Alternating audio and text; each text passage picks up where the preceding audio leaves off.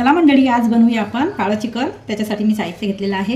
इथे 3 मोठे कांदे घेतलेले आहेत, एक कांदा चिरून घेतलेला आहे, आलं लसूण सांबार, तमालपत्र, कलमी, 3-4 लवंगा आणि इथे सुके मसाले घेतलेले आहेत। हे खोबऱ्याचे मोठे 2 तुकडे घेतलेले आहेत, तीळ, जिरं, तिखट, हळद, मसाला, जिरे पावडर, मीठ एवढं साहित्य लागणार आहे। आणि इथे अर्धा किलो चिकन घेतलेलं आहे।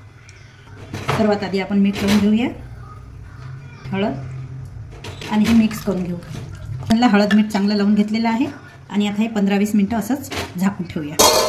जाळीवरती खोबरं भाजून घेऊया आणि कांदे हे चांगले काळे होईपर्यंत भाजून घ्यायचे।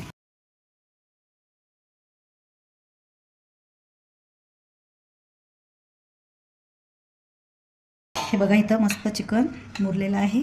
आता आपण शिजायला टाकूया।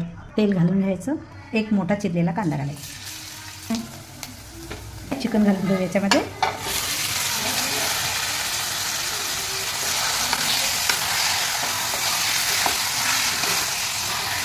हे आता आपल्याला पाणी न घालता असंच आमच्या पाण्यात शिजवायचं आहे। याच्यावर परात ठेवून घेऊया, म्हणजे आतमध्ये त्याला पाणी सुटतं। एकदा इथे आपण चेक करूया। बघा, इथं मस्त याला असं आमचं पाणी सुटलेलं आहे। याच्यामध्येच शिजत आहे। हे 1-2 वेळ खालीवर करून घ्या। जिरं भाजून घेऊया, तीळ मी पण याच्यातच घालूया, लवंगा। हे बघा, इथे मी खोबऱ्याचे आणि कांद्याचे असे तुकडे करून घेतलेले आहे। आता हे आपण मिक्सरला वाटून घेऊया। आलं लसूण, भाजलेले मसाले, कोथिंबीर, पाणी घालून चांगलं बारीक वाटून घेऊया। हे बघा, इथं मस्त चिकन शिजलेलं आहे। आता आपण याला फोडणी घालूया। आधी तेल टाकायचं, तमालपत्र, मसाला घालून घ्यायचा, आता लाल तिखट,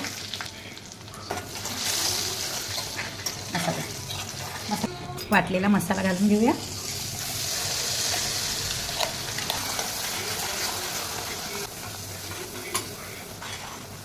बघा, इथे मस्त आपला मसाला असा परतून झालेला आहे। तर याच्यावर आपण चिकन घालून घेऊया।